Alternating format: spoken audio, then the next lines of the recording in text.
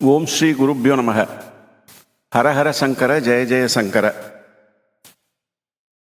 தெய்வத்தின் குரல் முதல் பகுதி, சிவராத்திரி.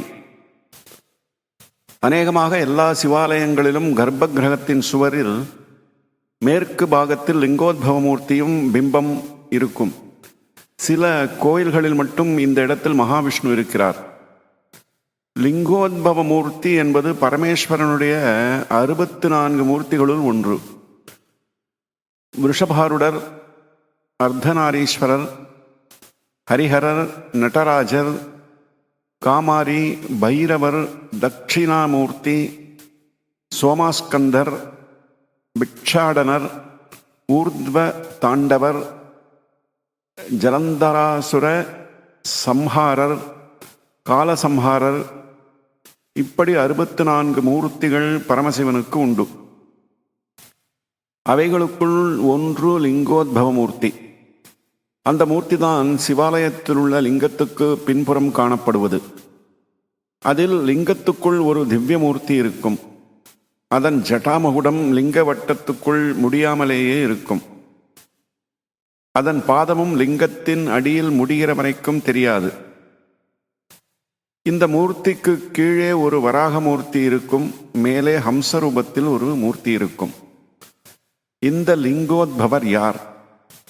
ஸ்ரீ ருத்ராபிஷேகம் பண்ணுவதற்கு முன்பு ஒரு ஸ்லோகம் சொல்லிவிட்டு அப்புறம்தான் அபிஷேகம் பண்ணுவது வழக்கம்.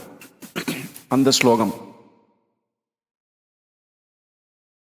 ஆபாதால நபக ஸ்தலாந்த பவன பிரம்மாண்டமா விஸ்புரத் ஜோதிஸ்படிகலிங்கமௌலி விலசத் பூர்ணேந்து வாந்தாமிருதைஹி அஸ்தோ காப்ளுதம் ஏகம் அசம் அனிசம் ருத்ரானுவாகான் ஜபன் தியாயேது ஈப்சித சித்தையே திருதபதம் விப்ரோ பிஷிஞ்சியத் சிவம். விப்ரோ அபிஷிஞ்சேத் சிவம். இந்த ஸ்லோகத்தில் என்ன தெரியுமா சொல்லியிருக்கிறது? பாதாளம் முதல் ஆகாச பர்யந்தம் எல்லையில்லாத ஜோதி ஸ்வரூபமாக பிரகாசிக்கிற ஸ்படிகலிங்கத்துக்கு அபிஷேகம் பண்ண வேண்டும் என்று சொல்லியிருக்கிறது. ஸ்படிகலிங்கத்திற்கு ஒரு வர்ணமும் சொல்ல முடியாது.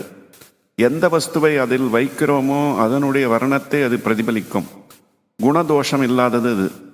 ஞானம் எப்படி பரிசுத்தமாக இருக்கிறதோ அப்படி அந்த ஸ்படிகலிங்கம் இருக்கிறது.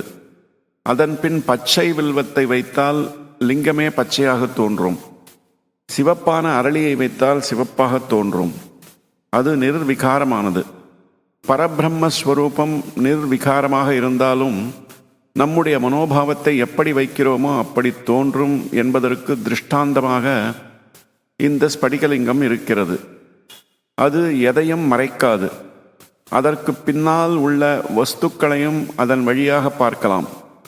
பரமசுத்தமாக நிஷ்கலங்கமாக இருக்கும்.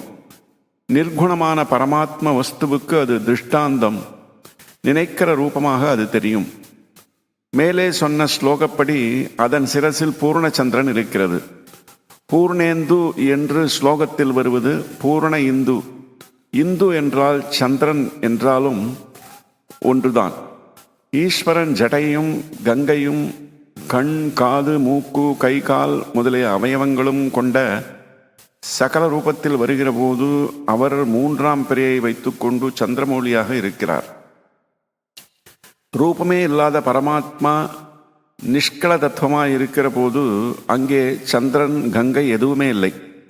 அரூபமாயும் இல்லாமல் ஸ்வரூபமாயும் அவயவங்களோடு இல்லாமல் லிங்கமாக சகல நிஷ்களமாக இருக்கிற போது அவர் பூர்ணச்சந்திரனை உச்சியில் வைத்திருக்கிறார். அதிலிருந்து அமிர்தமே கங்கை மாதிரி கொட்டுகிறது. யோகிகள் தமது சிரசுக்குள் சகசிரார கமலத்தில் உள்ள சந்திர மண்டலத்தில் ஜோதிஸ்வரூபத்தை தியானம் பண்ணுவார்கள். அந்த சந்திர பிம்பத்திலிருந்து அமிர்தம் ஒழுகும். அதனால் அவர்களுக்கு பரமானந்தம் உண்டாகிறது. சமஸ்த பிரபஞ்ச ஸ்வரூபமான ஜோதிர்லிங்கம் குளிர்ந்தால் லோகமெல்லாம் குளிரும். அதனால்தான் சிவலிங்கத்துக்கு ஓயாமல் அபிஷேகம் செய்வது, ருத்ராபிஷேகம் செய்வது, ருத்ராபிஷேகத்துக்கு முன்பு சொல்லும் ஸ்லோகம் இதையெல்லாம் அறிவுறுத்துகிறது.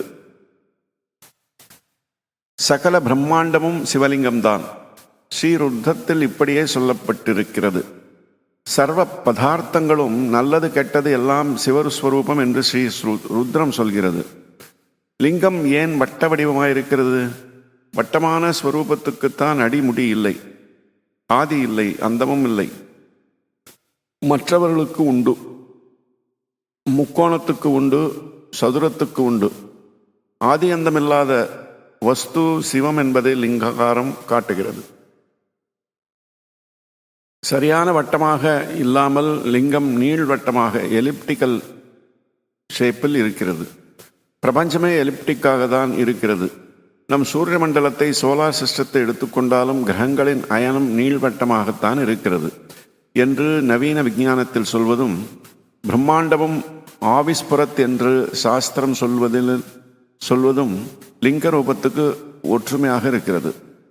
யாராவது பந்துவை நினைக்கிறோம், சந்தோஷமாக இருக்கிறது. ஆனால் அவருடைய உருவத்தை பார்த்தால்தான் சந்தோஷம் பூர்ணமாகிறது. அவ்வாறே உருவமற்ற சிவமும் ஒரு உருவத்தோடு வந்து அனுகிரகம் பண்ணினால்தான் ரொம்ப சந்தோஷமாக இருக்கும். ஞானிகளுக்கு மட்டுமே பரமாத்ம ஸ்வரூபத்தின் நிராகார, அதாவது அருவ உண்மை புரியும்.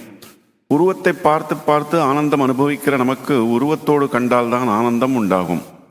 அதற்காகத்தான் உருவமற்ற பரமேஸ்வரன் உருவான லிங்கமானதோடு நில்லாமல் அந்த லிங்கத்துக்குள்ளேயே திவ்யரூபம் காட்டும் லிங்கோத்பவமூர்த்தியாக இருக்கிறார். இப்படி ரூபத்தை காட்டினாலும் வாஸ்தவத்தில் தமக்கு அடியுமில்லை, முடியுமில்லை. அதாவது ஆதியும் அந்தமற்ற ஆனந்த வஸ்துவே தாம் என்று உணர்த்துவதற்காக மேலே லிங்க வட்டத்துக்குள் ஜடாமுடி முடியாமலும் கீழே அந்த மாதிரி தம் பாதம் அதற்குள் அடங்காமலும் இருப்பதாக காட்டுகிறார். அடிமுடி எல்லை இல்லாமல் அவர் ஜோதி ஸ்வரூபமாக நின்றார். ஜோதிர்லிங்கமாக ஆகாயத்துக்கும் பூமிக்குமாக பரமசிவன் உத்பவித்த இரவே சிவராத்திரி ஆகும்.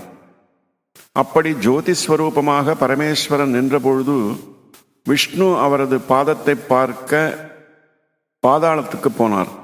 பூமியை கல்லும் ஸ்வபாவம் வராகத்துக்கு உண்டு.